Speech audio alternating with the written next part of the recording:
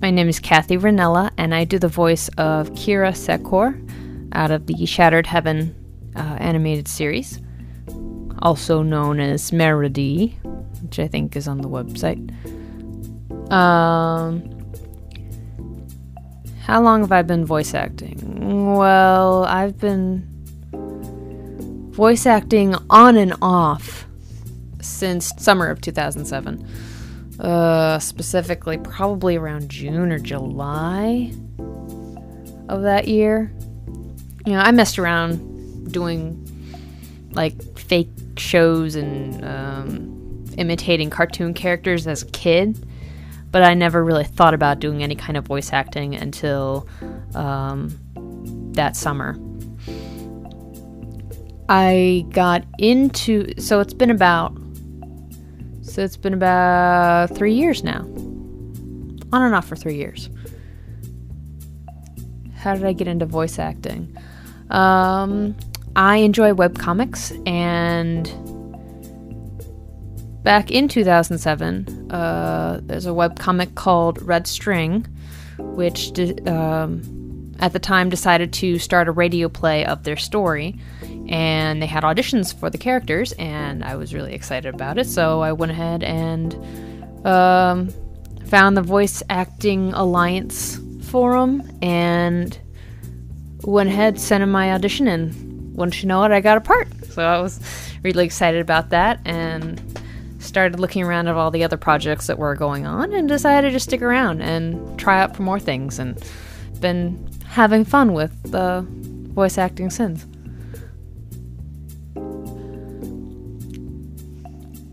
What do you look for in potential projects? Oh boy.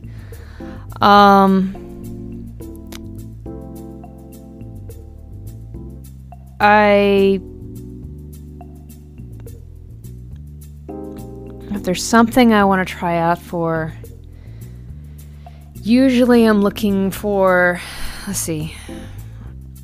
I'm looking for originality. I'm looking for something that someone, whether it's a producer or director or, the writer of the story, has put a lot of thought and time into.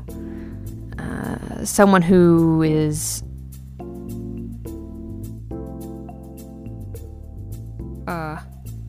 what I look for in a potential project are originality of the plot, unique characters, and dedication of the crew involved. And there's so many projects out there that get producers and directors with good intentions, amateur productions that post a project and everybody auditions for it, and then within even a month it's gone down the tube, whether they didn't get enough auditions or the crew involved realizes that they've bitten off more than they can chew and the project just dies. It's good to see a crew, director, producer that really is committed to the project and is willing to see it all the way through. That's really encouraging to me as a amateur voice actor.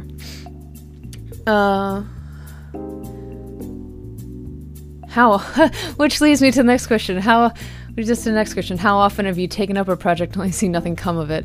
About 50% of the time.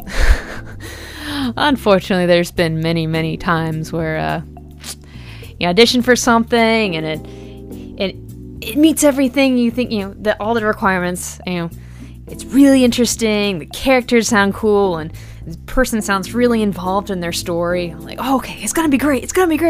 And within weeks, the project just dies. Or you audition and everything's fine, and producer says, we'll get right back to you, and nothing ever happens again. I get that about 50% of the time.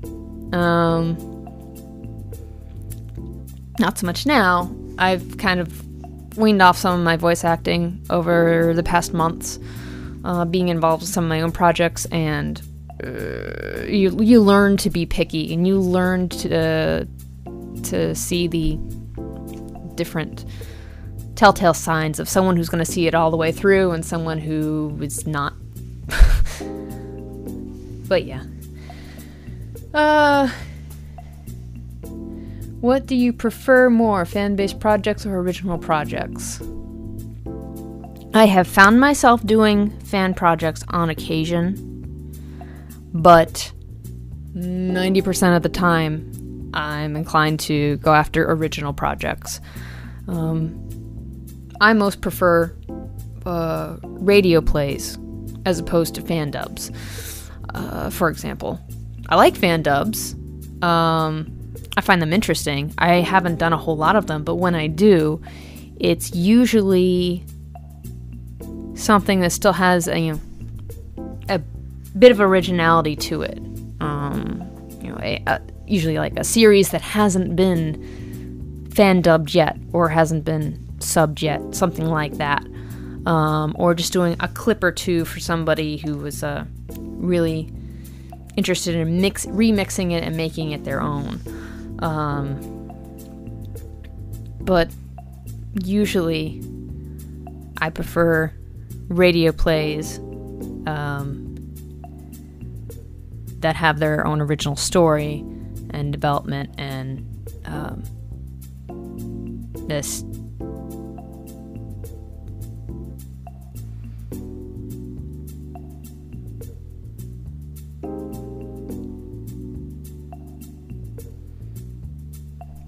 Yeah, I usually tend to prefer original projects.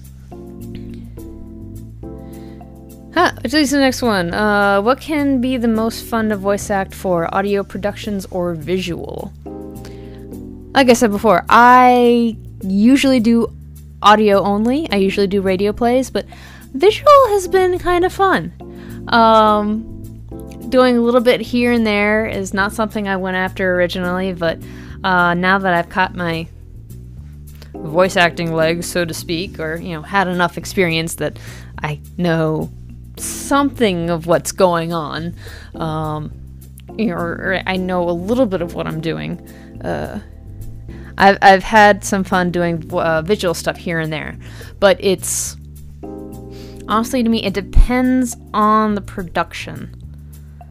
So I've done some audio productions which they've been promising, but they've been just boring as hell.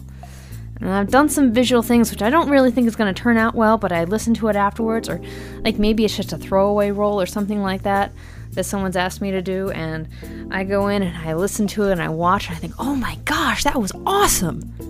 So, it really depends, but I tend to lean towards audio dramas and things like that. Oh, Shattered Heaven. What drew me to that? I think it was the fact that I missed it the first time around when they first put out auditions. I was kind of sad about that.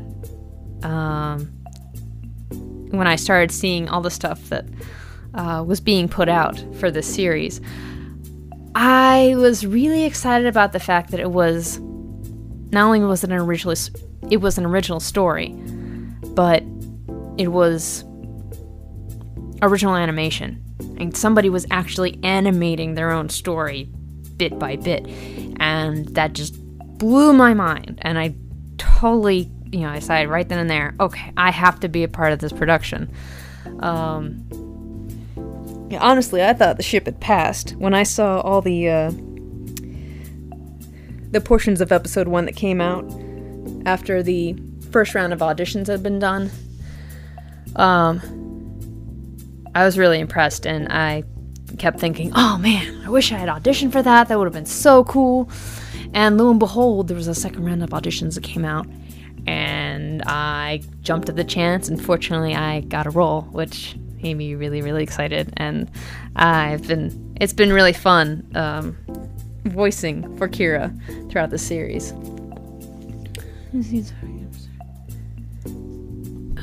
Keira is who I would like to be once I decide to grow up. Keira is fun because she's she's very strict with her squadron, and many times it'd be very serious and straight to the point. But she doesn't have a stick stuck up her ass. She's she can joke around with people, and she's got a wry sense of humor at times, and it's fun seeing it's fun seeing both sides of her. It's fun because her character's been hardened by battle, from what I can see, but at the same time, she still has a good-natured personality, and can joke around with people every once in a while and things like that. And I love the fact that she's a female commander. I think that's pretty awesome. She's she's logical and cool-headed, but with a sense of humor. Oh yeah. Well, she's a lot of fun though.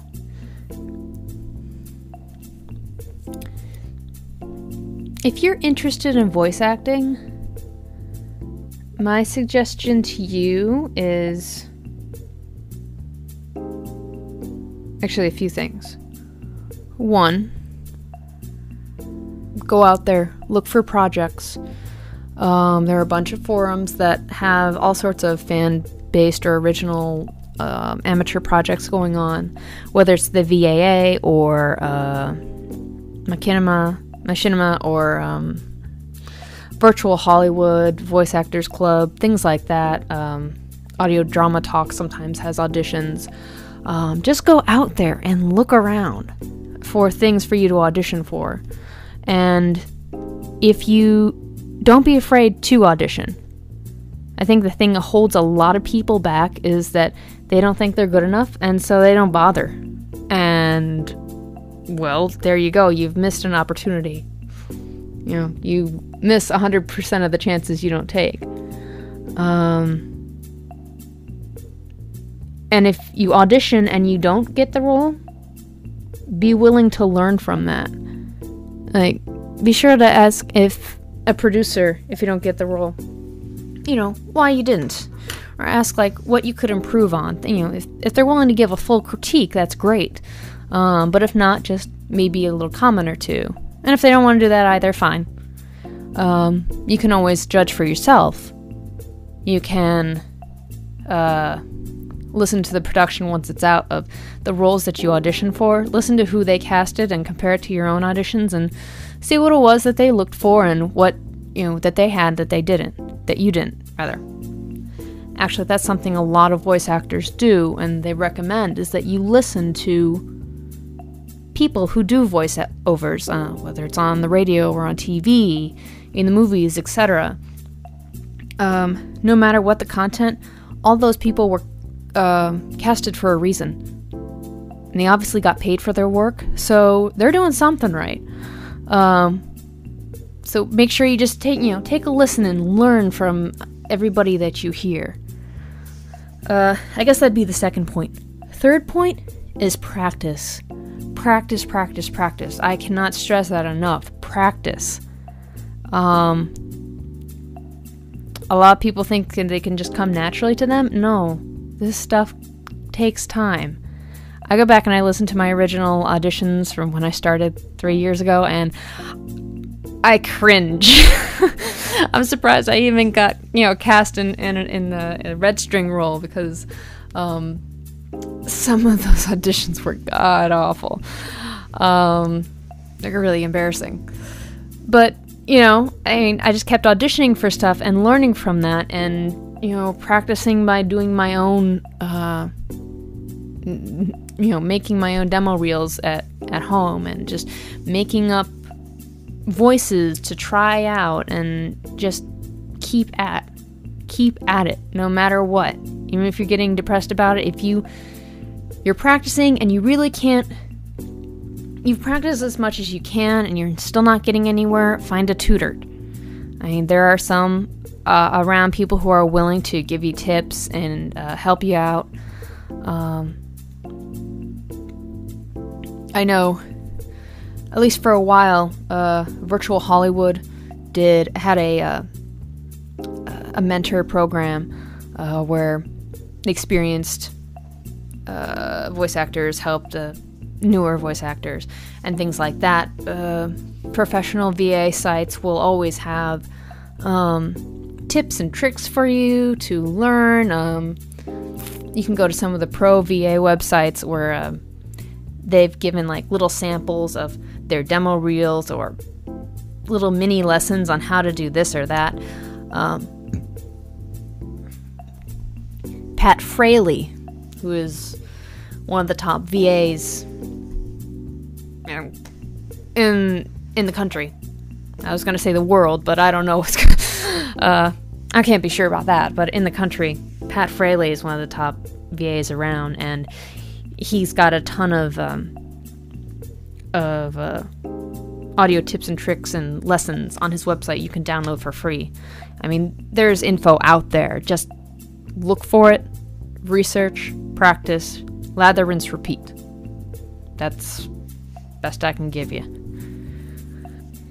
As far as other projects I'm involved in, I haven't done a whole lot of voice acting lately, mostly because I'm involved with producing a radio play of my own. It's called Dreamcatcher, and it was actually released, well, at the time of this recording, just a few days ago. I'm currently producer of an audio drama show that's being broadcast on WCBE 90.5 FM Columbus, and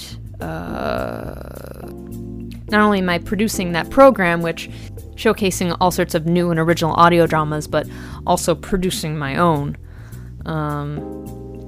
The radio show is called Midnight Audio Theater. The audio drama that I'm producing is called Dreamcatcher, and that has been a long and intensive project that's taken just about 2 years to get to this point, and we're finally releasing episodes. So, if after you're done enjoying all the Shattered Heaven extras and the episodes, obviously, and you feel like hopping over to dreamcatcheraudio.com, you can see what's been going on with that, and you may hear some familiar voices. There's some voice actors on cast with Shattered Heaven, which are also in Dreamcatcher. And it's a really fun show, and feel free to visit and take a listen. I guess that's it from me. You've heard me blathering on long enough, so I'll just say thanks for listening. Hope it was semi-enjoyable or interesting, and enjoy the rest of your Shattered Heaven experience. All right, take care, everyone. Bye-bye.